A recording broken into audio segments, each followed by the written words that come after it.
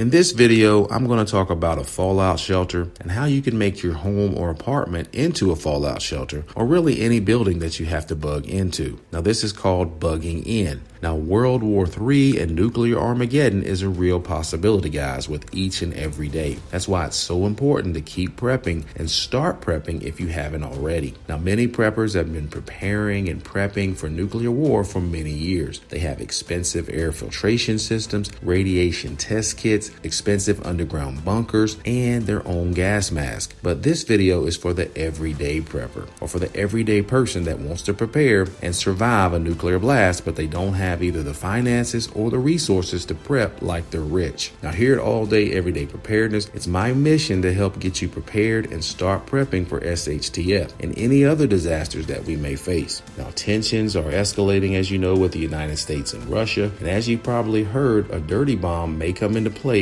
really soon. Now, preppers beware, because the possibility of us having to prepare and survive a nuclear bomb and nuclear war here in America is becoming a reality. Now, according to both the CDC and FEMA, the safest place to be from nuclear fallout is in a fallout shelter. Now, unless you're part of the doomsday preppers, you probably don't have an expensive bunker or expensive fallout shelter to bug out to. So more than likely, your home or your apartment or some other building is going to be your fallout shelter in the event of nuclear war. Now, you see, if a nuclear blast does happen, you cannot survive outside in the elements due to the harmful alpha, beta, and gamma rays. Now, before we cover how to make your home into a fallout shelter, let's look at what to do first if you happen to be outside during the initial nuclear blast, or if you were caught outside during the initial wave of the floating radioactive waste or debris. Now, the first thing you want to do is identify a safe indoor location and start moving towards that location. Now, once you're at that safe location, before you actually enter the location or that fallout shelter,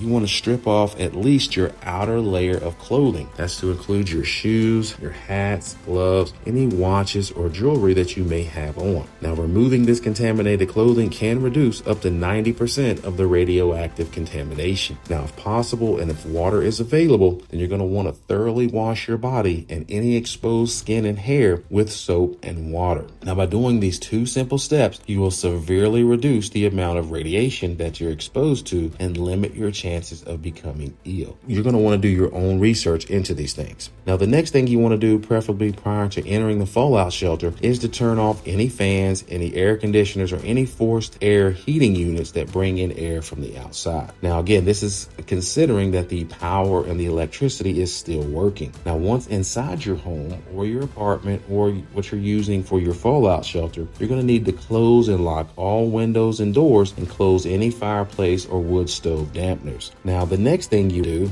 is to seal all your windows, doors, and your vents with plastic sheeting. Now, you can pick up all those supplies, the plastic sheeting, the duct tape that you need to secure it to the wall with, at Home Depot, Lowe's, or your local hardware store. Now, I would suggest that you go with a thick plastic sheeting like the 6 mil and to stay away from the thinner plastic sheeting like the 1 mil. Now, this will include sealing up your garage door as well if you have a garage. Now, according to the CDC, you'll want to have these areas sealed for a short period of time. Now, it doesn't specify what a short period of time is, but it does say that having these areas sealed for prolonged periods could cause suffocation. So this particular step of sealing off any areas where air could enter your home or your fallout shelter is critically important. But there is a balance to when you need to remove the sheeting. But in all honesty, that's going to be judged on a case-by-case basis. Now, preferably, again, if you're using your home or your apartment as your fallout shelter, you would want to secure those supplies like the plastic sheeting and the duct tape ahead of time. Then you would want to measure your windows and your doors and have that sheeting already cut, measured, and ready to go. So in the event of a nuclear fallout, all you have to do is pull out the sheeting and slap it up on there with some duct tape and you're ready to go. You don't want to be frantically moving around and about and in a panic, because that's when people make mistakes. Now, according to the EPA, a nuclear detonation can send radioactive particles as high as 50 miles into the atmosphere. Now, large particles fall to the ground near the detonation or the explosion site, but lighter particles and gases, they travel into the upper atmosphere and they fall back down to Earth, and that's what's called fallout. Now, fallout can circulate around the world for years until it gradually falls back down to Earth, or it's brought back to the Earth's surface by precipitation. Now, the path of the fallout depends on wind and weather patterns. Now, fallout typically contains hundreds of different radionuclides. Now, some stay in the environment for a long time because they have long half-lives, like cesium-137, which has a half-life of 30.17 years. Now, some particles have very short half-lives, and they decay away in a few moments or in a few days, like iodine-131. Now, it has a half-life of about 8 days. So again, guys, preparing for nuclear war and nuclear fallout is a big deal, but just make sure that you do your own research into this. Don't panic and don't get scared. So trust me, no matter how many prepper videos and prepping videos that you watch, no one is an expert on this stuff exactly. And I say that because we've never had a nuclear war, and the guy that's on here talking, just like me or any other prepper, has never had to go and live in his fallout shelter or his basement or his bunker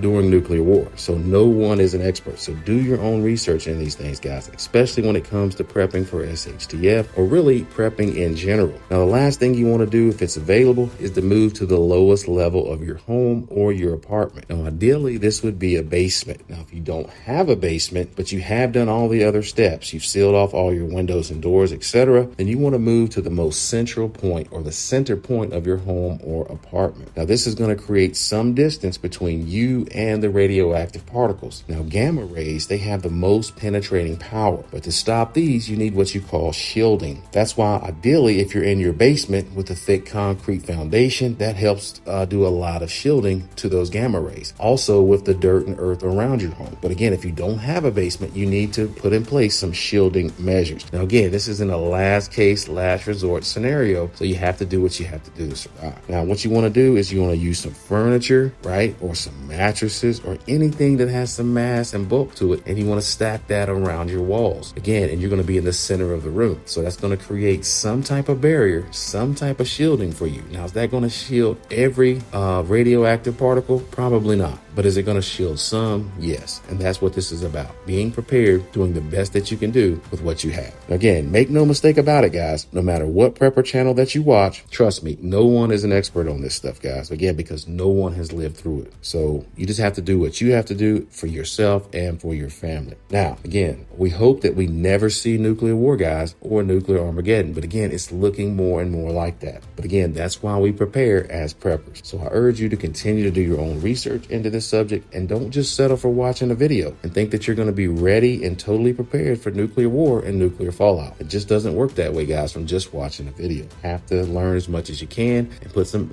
measures in place. So again, guys, we hope this never occurs, but I do hope that this video on building or making your home into a fallout shelter will be helpful for you guys, especially if you're not that knowledgeable on that subject. Again, I'm not an expert on this subject, guys, because I've never had to live through it and no one else has either, but we have to learn all that we can about it. So I'm going to leave some links in the description of this video, straight from the EPA, straight from the CDC, and straight from FEMA. That's where I kind of gathered this information from, guys. So you want to take a look at those, familiarize yourself with that information, so in the event that this does ever happen, again, you and your family can be best prepared as you can. I'm also going to leave some survival supply links in the description as well that you may want to pick up to help you prepare for this or any other disaster that we may face. Well, guys, that's going to be a wrap for this video. Don't forget to like this video, subscribe to the channel if you're new. Don't forget to hit the notification bell and also share this video with others on social media. But I want to thank you guys for watching. Continue to prepare, and as always, be blessed.